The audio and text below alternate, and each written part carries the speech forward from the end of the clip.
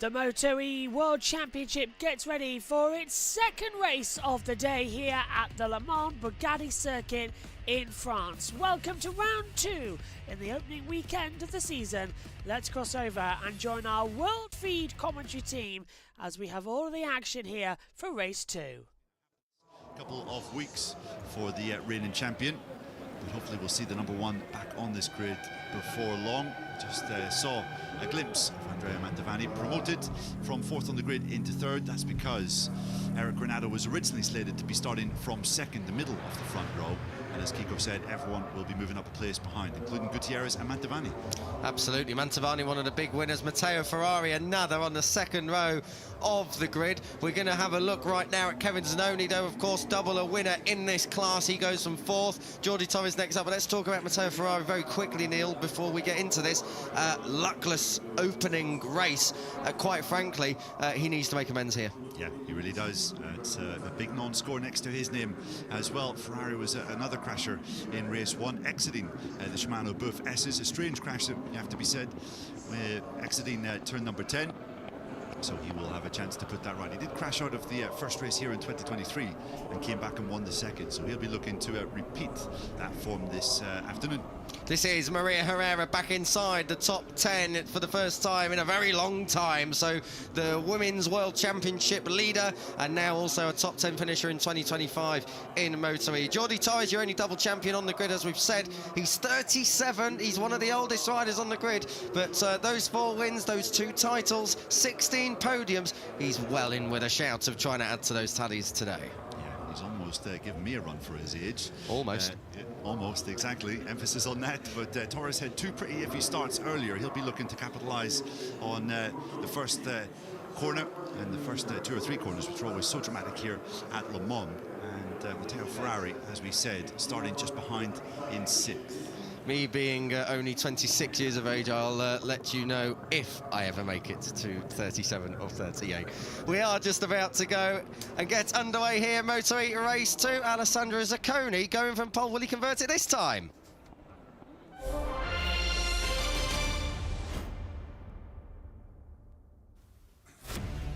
Welcome trackside to Moto-E Race 2 here at Le Mans, France. Round 1 of 7 in 2025. And the grid looks like this. Alessandro Zacconi, he was 3rd in Race 1. Pole again, though. Would he be able to make it work this time? And there is no Eric Granado. Oscar Gutierrez moves up instead. Andrea Mantovani with a front row starting place. Zanoni, Torres and Ferrari, we spoke about them. Lorenzo Baldassari, the number 7, going from 7th.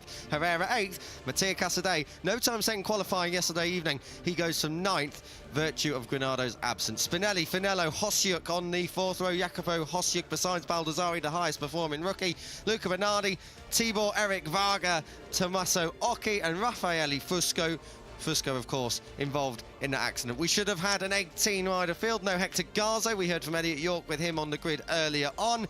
And we should have had Eric Granado, but as we say, he's out with a broken leg, and we wish him well and a very speedy recovery. He's one of the most popular riders in the E-Paddock, so we hope that we can see him again soon. If you're just joining us, I'm Kiko Giles, alongside me, Neil Morrison, and we'll be taking you through what we hope will be 8 laps of Moto-E action to cap off the opening round, Neil, in what has been a tricky one. That is absolutely no getting away from that, but likewise interesting. Perhaps no domination like we thought we'd see from some of the riders, and instead a real field of parity. Yeah, it seems that way, although Oscar Gutierrez will be out to prove you wrong in this second race. Bit of a different bike this year, an evolution on Ducati's V21L from the last 2 years. It is around 8 kilograms lighter, and which means that many names in this field are still trying to get absolutely comfortable with it. So as a result of that, we have seen quite a few crashes through pre-season and this first round of the season. But with just over 1 minute to go, I'm going to pass down to Elliot York and ask him for his prediction for this race. Who's going to win, El? Oh, you've surprised me with that one, Neil. I'm going to go with Oscar Gutierrez again. Confidence from race 1, and for me, he was the lead sort of favourite coming into the title race. So I'm going to go with Gutierrez.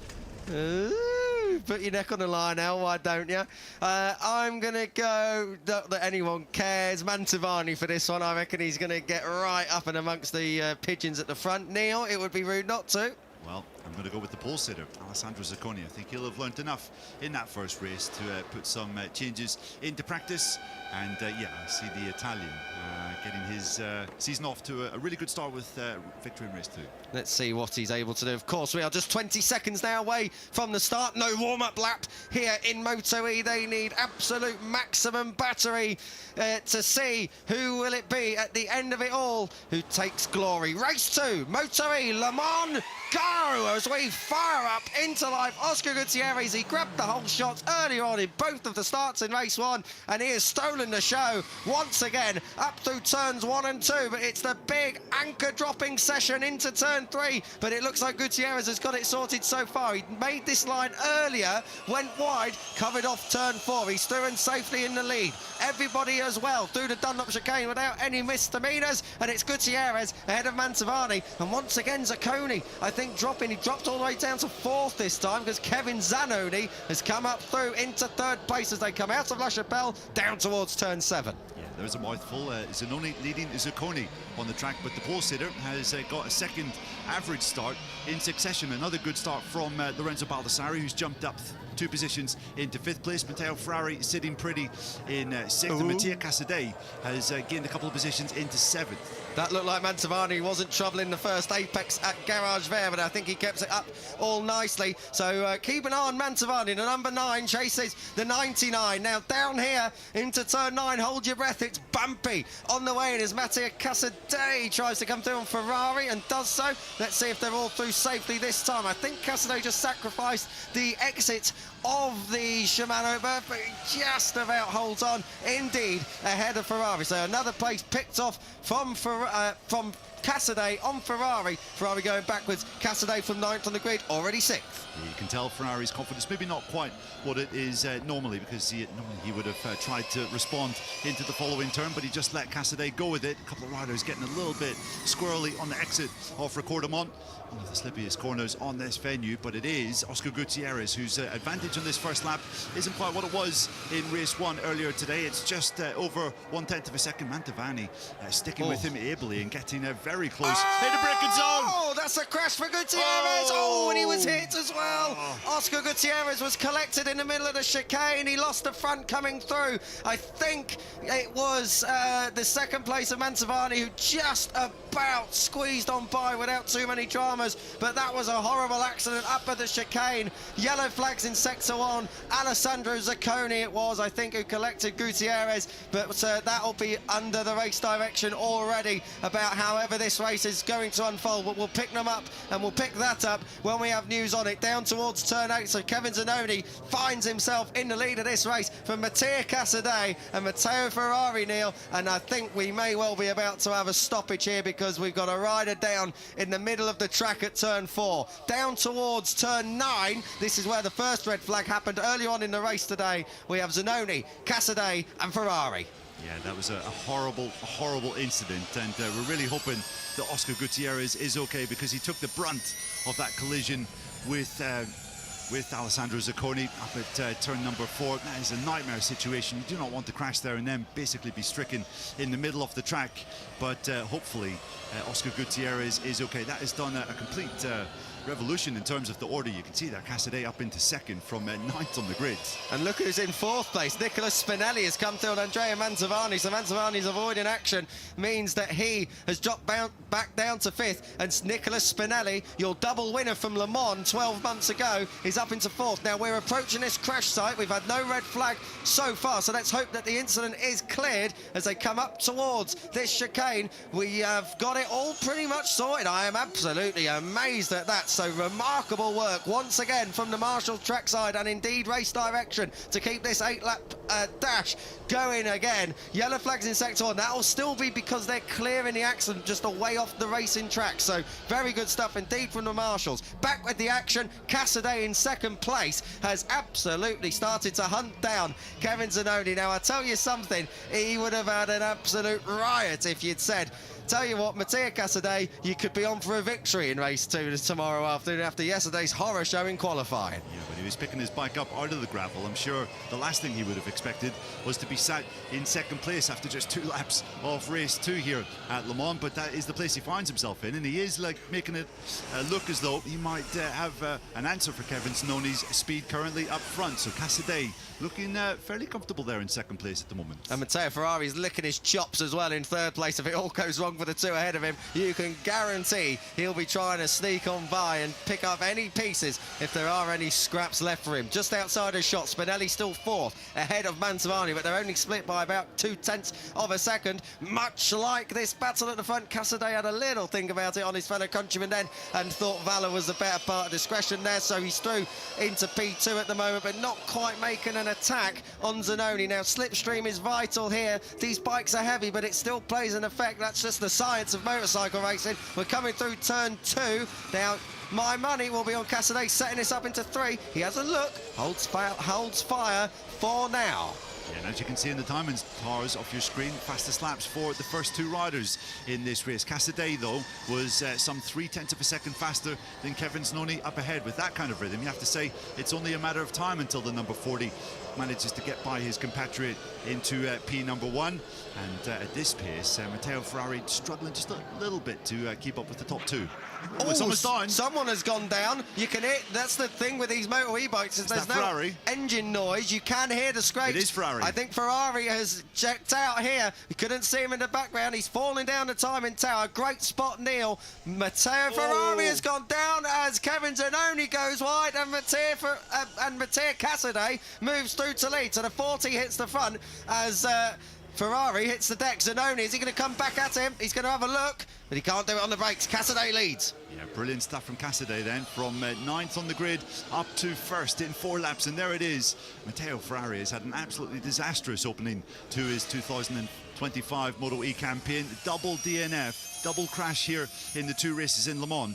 He'll be going into round 2 with a big 0 next to his name in the championship. 2 lots of nothing and pointless after round 1. Assen is going to have to be a monumental point scoring round for Matteo Ferrari. That puts Nicolas Spinelli. Now, Nicolas Spinelli had qualified down on what, row 4, I think 11th place yesterday. He's now looking down the barrel of a podium. The number 29 of Nicolas Spinelli doing an excellent job at the moment. He's just ahead of Jordi Torres. This is Maria Herrera now, who's coming through on Andrea Mantovani. So Herrera up into the top 5. That would be a joint best career result, matching Mazzano 2019, the first year of Moto E, as they come up under the Dunlop Bridge and down to turn 6. Yeah, brilliant stuff from Maria Herrera. This is probably her best ever weekend in the Moto E World Championship, going all the way back to 2019 when the class first started up. Jordi Torres has managed to get by Nicolas Spinelli in that fight for 3rd, and you have to imagine that the 2 Clint forward bikes of Herrera and Mantovani just behind also have a chance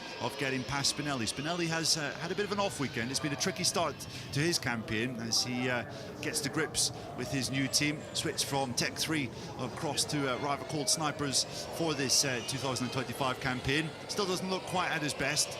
Double victor here, of course, last year was the number 29.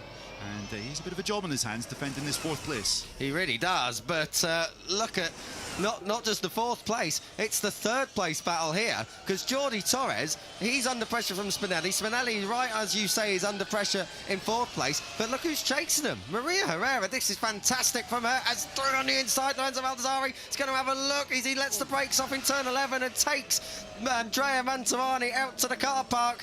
Just about gets it sorted for turn 12. So Baldassari back up into the top 6. It's where he finished earlier. It's where he looks like finishing today at the moment. Yeah, you wonder whether that incident up at turn 4 spooked Mantovani somewhat, because he was so strong in race 1. Fought with Oscar Gutierrez all the way to the checkered flag for victory. Looked set to do that again in race 2, but just looks as though he is very subdued as Maria Herrera goes by.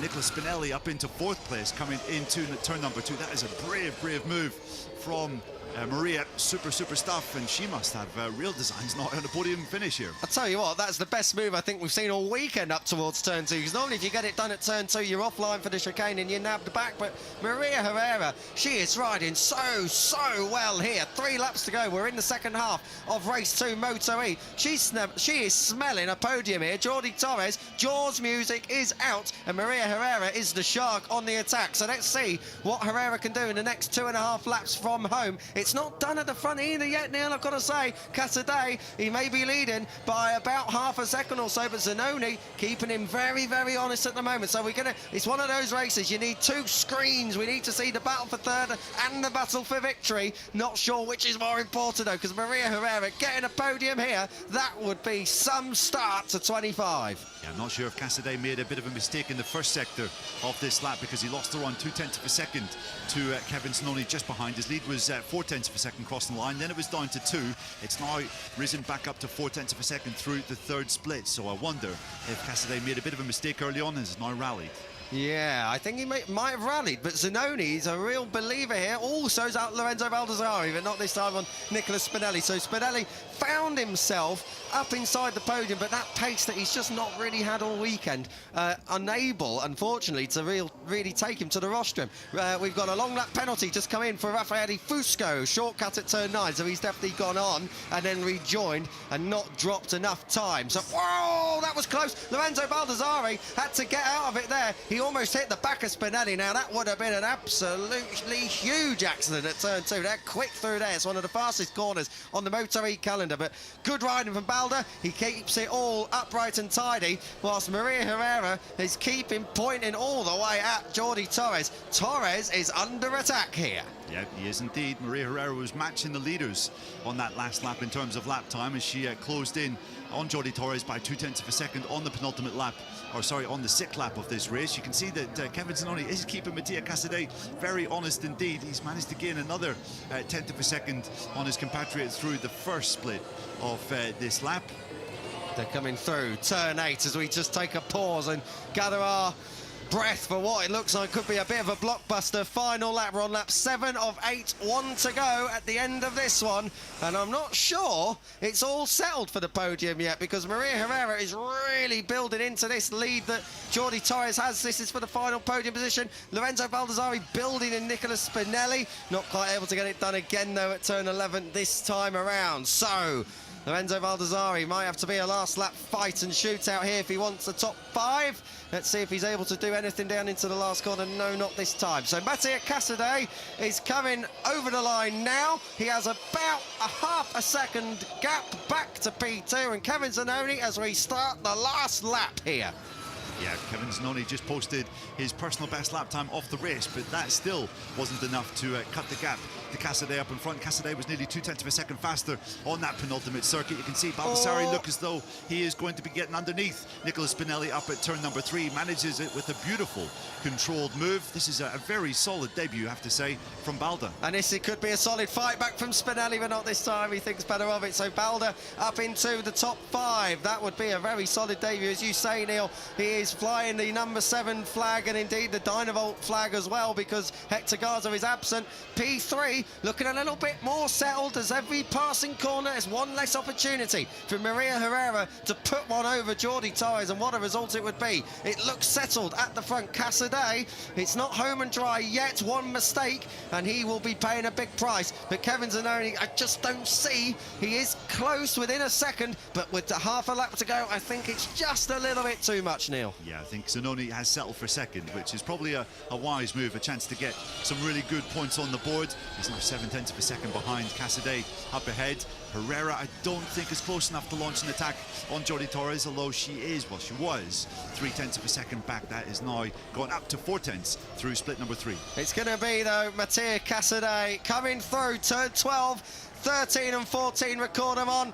Wow, what about this one? He started in qualifying, he 10th place. He had to come through the pack. He has come through the pack. Mattia Casadei takes victory in race 2 in Moto E. Zanoni second, third, but pushed very hard. Jordi Torres and Maria Herrera with a career best P4 ahead of rookie Lorenzo Baldassari, last year's double winner Nicola Spinelli. man and rider of the meeting up until that crash with Oscar Gutierrez. Andrea Mantovani, what a fine effort from him in 7th. Jacopo Hosjuk, the Romanian rookie, up there in 8th place ahead of Luca Bernardi and Tibor Eric Varga. Your top 10 with Alessio Finello and Raffaele Fusco at the moment, your 12 finishers. We are waiting for Tommaso Occhi, but that will be your order. Round 1 done. Lots of drama, lots of eventful racing out on track, lots of stories coming into this one, Neil, and plenty more to come. Where do we start? Let's start with the 40, Mattia Casadei on top of the LCRE team. Yeah, superb victory for Mattia Casadei. I really did think that he did well getting 5th place in race 1 after qualifying 10th, but that really was even better. And to hear a reaction from the LCR squad, it's been a day of mixed emotions for Lucio Cecchinello, and he is in pit lane with El. Yeah, Lucio, I could tell how much of an emotional victory that was for Matteo. Obviously, disappointing qualifying yesterday, but what a ride from the Italian. Absolutely, because, I mean, we didn't expect to win the race too, you know, because we know that it's a very, very tough and short race. And, you know, starting on the so far on the grid is not that easy. But, yeah, there was a couple of crashes. I hope that Gutierrez and Zaccone are okay.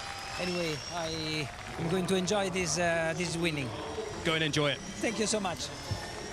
Mixed day, sorry Neil, mixed day for the LCRE team. Of course, Eric Granado out after race 1. And then race 2, winner with Mattia Casadei. So mixed emotions down there for Lucio Cecchinello, but team a winner nonetheless. Yeah, winning nonetheless, and incredibly, Casadei leading the Riders' Championship after this first round of the season. 36 points he now sits on, with Kevin Znoni slotting into 2nd with 33. An amazing turnaround from Casadei, when all looked lost yesterday after he crashed out at the Dunlop chicane on his first flying lap. Did manage to set a lap time, had to start all the way back in 10th, but that is an indication of just how strong Casadei is, how fast he is in 2025. And the former Moto E World Champion is out to get his crown back from the reigning champion this year. Kevin Zanoni 2nd in the championship. He's 3 points adrift of Casadei at the moment. It's been a solid start to Zanoni. 4th in the first race, 2nd today, and I think you can say that's a very, very solid opening round to his 2025 campaign. Yeah, it really is. Kevin Zanoni just fell short in last year's championship, finishing 4th overall, but he was in the championship fight for the majority of the season.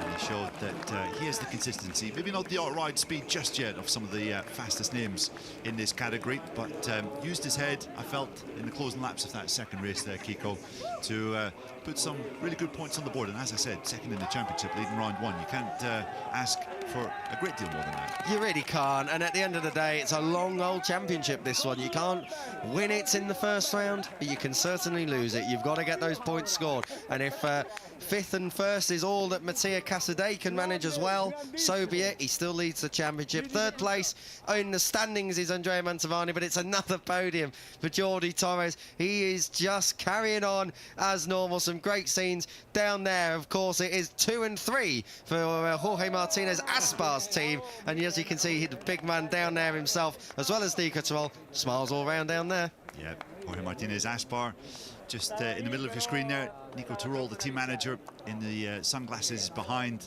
Really good stuff from those two riders. But I'm going to go out on a limb here and say this. Star of the first round of Moto E 2025, Maria Herrera in 4th position. She has made a massive step forward this year after finishing 16th in last year's championship. She missed the official test in Barcelona. That was held over 3 days because I think she was racing in the World Superbike Championship or in the Women's World Championship.